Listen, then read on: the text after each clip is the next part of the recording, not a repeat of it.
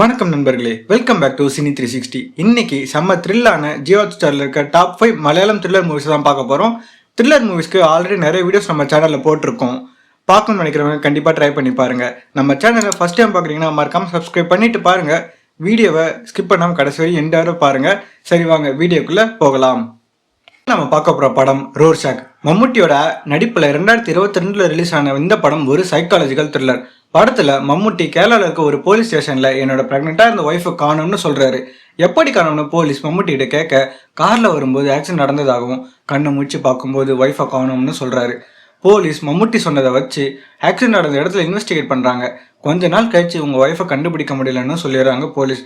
Police சொன்னதை ஏற்றுக்க முடியாத மம்முட்டி ஒரு அடர்ந்த காட்டுக்கு பக்கத்தில் இருக்க ஒரு வீட்டை விலைக்கு வாங்கி அங்கேயே தங்கி இருந்து அவரோட ஒய்ஃபை தேட ஆரம்பிக்கிறாரு.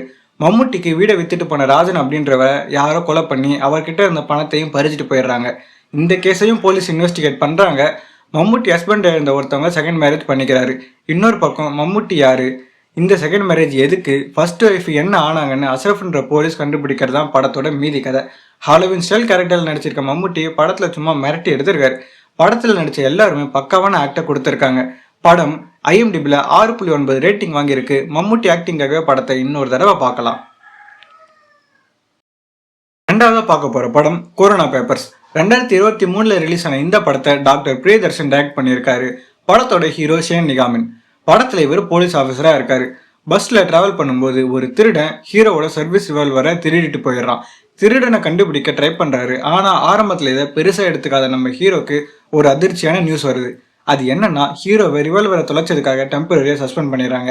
நிலைமை இன்னும் மோசமாகுதுன்னு ஹீரோ யோசிச்சுட்டு இருக்கிற கேப்பில் திருடன் எடுத்துக்கிட்டு போன அந்த ரிவால்வரை வச்சு பேங்கை கொள்ளையடிக்கிறாங்க. வேற ஒரு இடத்துலையும் கொள்ளை சம்பவம் நடக்குது. இதனால ஹீரோக்கு இன்னுமே ப்ரெஷர் அதிகமாகுது. கடைசியில் அந்த ரிவால்வரை ஹீரோ கண்டுபிடிச்சாரா, அதன் பிறகு என்ன நடந்ததுன்னு சொல்றதான் படத்தோட மீதி கதை. இந்த படம் தமிழில் ரிலீஸ் ஆன 8 தோட்டங்கள் மூவியோட ரீமேக். படத்தோட ப்ளஸ் பாயிண்ட் என்னதான் ரீமேக் மூவியா இருந்தாலும் டைரக்டர் அவர் ஸ்டைலில் சூப்பராக த்ரில்ல கொண்டு வந்திருக்காரு. ஹீரோவாக நடித்த ஷேன் அவரோட ஆக்டிங் ரொம்பவே நல்லா இருந்துச்சு. முக்கியமான கேரக்டர்ஸில் மற்ற ஆக்டர்ஸ்லாம் ரொம்பவே நல்லா நடிச்சிருக்காங்க. பேங்க்ல கொள்ளை அடிக்கிற சீன்ஸ்லாம் ரொம்பவே த்ரில்லிங்காக இருந்துச்சு. படம் 6.4 ரேட்டிங் வாங்கியிருக்கு IMDbல. மூணாவதாக பார்க்க போகிற படம் நான் தான் கேஸ் கொடு. வழக்கம் போல குஞ்சகோ போபன் கலக்கியிருக்காரு. எந்த ரோலில் நடித்தாலும் கேரக்டரே மாறிடுறாரு. சரி, ஒன்லைனரை பார்க்கலாம். படத்தில் ஹீரோ சின்ன சின்ன திருட்டு பண்ணிட்டு வராரு. ஒரு தடவை திருட போகும்போது தப்பிச்சு ஒரு கிராமத்துக்கு போயிடுறாரு. அங்கே ஒரு தமிழ் குடும்பத்தில் ஹீரோயின் காயத்ரி இருக்காங்க. அவங்களுக்கு கை கால் செயலிழந்து போயிருக்கு. அவங்கள பார்த்து பிடிச்சு போய் ஹீரோ அங்கவே தங்கிடுறாரு. ஊர் திருவிழா நேரத்தில் ஆளுங்கட்சி கூட்டணி இருக்கிற MLA வீட்டில் சிவரேறி குதிக்கிறாரு ஹீரோ. அங்கே இருந்த 2 நாய் ஹீரோவை செம்மையாக கடிச்சிடுது. இங்கேருந்து தான் ஃபன்னே ஸ்டார்ட் ஆகுது. திருடுன்னு நினச்சி ஹீரோ பக்கத்தில் இருந்த எல்லாருமே போலீஸில் பிடிச்சு கொடுத்துட்றாங்க. அவர் மேலே 2 செக்ஷனில் கேஸை போட்டு மஜிஸ்ட்ரேட் முன்னாடி நிற்க வைக்கிறாங்க. போலீஸ் ரிமாண்ட் பண்ண சொல்லி கேட்குறாங்க. ஆனால் நாங்கள் திருட போகலன்னு, அது மட்டும் இல்லாமல் நீங்கள் போட்டிருக்க செக்ஷன்லாம் தப்புன்னு சொல்லி ஜாமீன் கேட்குறாரு ஹீரோ. மேஜிஸ்ட்ரேட் ஆச்சரியப்பட்டு உனக்கு சட்டம் கூட தெரியுமான்னு கேட்டு சொந்த ஜாமீனில் ரிலீஸும் பண்ணிடுறாங்க. ஆனால் ஊரே திருடுன்னு சொல்கிறதுனால ஹீரோயினும் விட்டுட்டு போயிடுறாங்க. மேஜிஸ்ட்ரேட்டை நடிச்சிருக்க உன்னி படத்தோட இன்னொரு ஹீரோன்னு தான் சொல்லணும். அந்த அளவுக்கு ஆக்டிங் சூப்பராக இருந்துச்சு. நான் திருட போகலை, MLA வீட்டில் சுவரேறி குதிக்க ஒரு ஆட்டோக்காரன் தான் காரணம்னு ஹீரோ சொல்ல, அந்த கேஸை விசாரிக்க மேஜிஸ்ட்ரேட் சொல்லிடுறாரு. படத்தில் ஒரு செம்மையான சீன் இருக்குது. என்ன சீன்னா, மேஜிஸ்ட்ரேட் ஹீரோவை விசாரிக்கும் போது என்ன நாய் கடிக்க காரணம் ஒரு ஆட்டோ என்னை மோதினதுனால, அதுக்கு காரணம் ஒரு வேன் ஆட்டோ மேலே மோதினது, அதுக்கு காரணம் ரோடில் இருக்கிற பள்ளம், அதுக்கு காரணம் பொதுப்பணித்துறை அமைச்சர்னு கேஸை கொடுப்பாரு. இதெல்லாம் கேட்டுட்டு மிரண்டு போன மேஜிஸ்ட்ரேட் இந்த கேஸெல்லாம் விசாரிக்க சீஃப் மினிஸ்டர் கிட்ட பர்மிஷன் வாங்கணும்னு உசுப்பேத்தி விட, இந்த நாய்க்கடி பிரச்சனை ஸ்டேட் லெவலில் வரைக்கும் போய் நிற்குது. அதுக்கப்புறம் என்ன நடந்ததுன்னு சொல்கிறதான் படத்தோட மீதி கதை. படத்தோட ஸ்பெஷல் என்னென்னா, கோர்ட் சீன்ஸ், சாட்சியை இன்வெஸ்டிகேஷன் பண்ணுற சீன்ஸ் எல்லாமே குற்றவாளியான ஹீரோவே வாதாடுவார். பார்க்கவே செம்ம காமெடியாக இருக்கும். அதே சமயத்தில் ரொம்ப நல்லாவே இருக்கும். படம் IMDb 10க்கு 8 ரேட்டிங் வாங்கியிருக்கு. படம் பார்த்துட்டு எப்படி இருந்துச்சுன்னு சொல்லுங்கள். நாலாவது பார்க்க போகிற படம் கிங் ஆஃப் கோத்தா. 2023 ரிலீஸ் ஆன இந்த படத்தோட ஒன்லைனர், ரவுடிங்க ஆட்டி படைக்கிற ஊர் கோத்தை. இந்த ஊருக்கு புதுசாக அப்பாயிண்ட் ஆகி வர்றாரு ஒரு போலீஸ் ஆஃபீஸர். அந்த ஊரில் ரொம்பவே ப்ராப்ளமாக இருக்கிற கேங்ஸ்டர் தான் கண்ணன் பாய். அவன் ரொம்பவே மோசமானவன். அவன்கிட்ட எதுவுமே வச்சுக்க வேண்டாம்னு சொல்கிறாங்க மற்ற போலீஸ். அதெல்லாம் யாராக இருந்தாலும் நான் பார்த்துக்கிறேன் அப்படின்னு சொல்லிட்டு கண்ணன் பாய் இடத்துக்கே போய் மிரட்டி இருக்கான் போலீஸ் ஆஃபீஸர் ஷாகுல். போன பிறகுதான் தெரியுது நிஜமாக அவன் ரொம்பவே மோசமானவன்னு. இதனால் அதிர்ச்சியான ஷாகுலுக்கு கோத்தையில் ஏற்கனவே நல்ல தாதாவாக இருக்க ராஜுபாயை பற்றி தெரிய வருது. அவர் தான் துல்கர் சல்மான். முள்ளால தான் எடுக்கணும்ட்டு சொல்கிற மாதிரி துல்கர் கிட்ட போய் கண்ணன் பாயை அடக்க ஹெல்ப் கேட்குறாரு ஷாகுல். கடைசியில் அவர் திட்டம் நிறைவேறிச்சா கண்ணன் பாய்க்கும் ராஜுபாய்க்கும் என்ன தொடர்புன்னு சொல்கிறது தான் மீதி கதை. படத்தில் கேங்ஸ்டர் நடிச்சிருக்க துல்கரோட ஆக்டிங் ரொம்பவே சூப்பராக இருந்தது.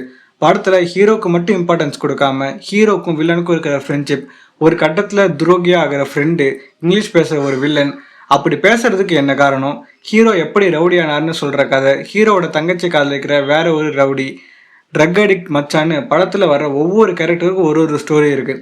படத்தோட மைனஸ் என்னன்னா 1000 பேர் வந்தாலும் வெட்டி சாய்க்கிற ஹீரோ அவர் லவ் பண்ணுற பொண்ணுக்கு போதைப் பொருள் விற்கிறது பிடிக்காதுன்றதுனால அதுக்கு மட்டும் எதிரியாக இருக்கான். இந்த சீன்ஸ்லாம் கொஞ்சம் ஏற்றுக்க முடியலை. இந்த ரீசன் தான் ஃப்ரெண்ட்ஸாக இருக்கிற கண்ணன் பாயும் ராஜுபாயும் பெரிய காரணமாக இருக்குது. ரொம்ப பில்டப் பண்ணி எடுத்திருக்காங்க. ஒட்டுமொத்தமாக படத்தை ஒரு தடவை பார்க்கலாம். படம் IMDbல 10க்கு 6 ரேட்டிங் வாங்கியிருக்கு. ஃபைனலாக நம்ம பார்க்க போகிற படம் பீஷ்ம பருவம். கொச்சியில் இருக்கிற பெரிய பணக்கார குடும்பத்தில் 2வது பையனாக பிறக்கிறாரு நம்ம ஹீரோ. லாஸ்ட் ஸ்டூடெண்டான இவருக்கு ஒரு அண்ணன், ஒரு தம்பி, ஒரு தங்கச்சி. ஹீரோ அவருடைய அப்பாவுக்காக ஜெயிலுக்கு போயிட்டு வர்றாரு. ஜெயிலுக்கு போனதுனால படிப்பையும் அவரால் கண்டினியூ பண்ண முடியல. லவ் பண்ண பொண்ணும் கல்யாணம் பண்ணாமல் கடைசியில் ஒரு தாதாவாக மாறிடுறாரு. ஒரு தடவை சண்டை நடக்குது. அந்த சண்டையில் ஹீரோவை காப்பாற்றிட்டு அவரோட ஃப்ரெண்டு இறந்து போயிடுறாரு. இதனால் ஹீரோவோட ஃப்ரெண்டுக்கு 2 பசங்க இருக்குது. இந்த பசங்களையுமே ஹீரோ அவருடைய பசங்களாக வளர்க்குறாரு.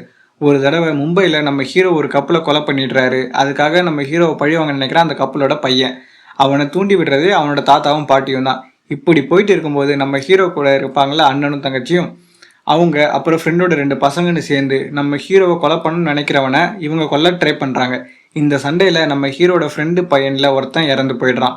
அதனால் கோபமான நம்ம ஹீரோ அந்த பையனை கொன்னவங்களை என்ன பண்ணார், அவங்கள கொன்னாரா இல்லையான்னு சொல்கிறது தான் மீதி கதை. ஹீரோவாக மம்முட்டி நடிச்சிருக்காரு. படம் சும்மா தரமாக இருக்கும். படம் IMDbல 10க்கு 7.6 ரேட்டிங் வாங்கியிருக்கு.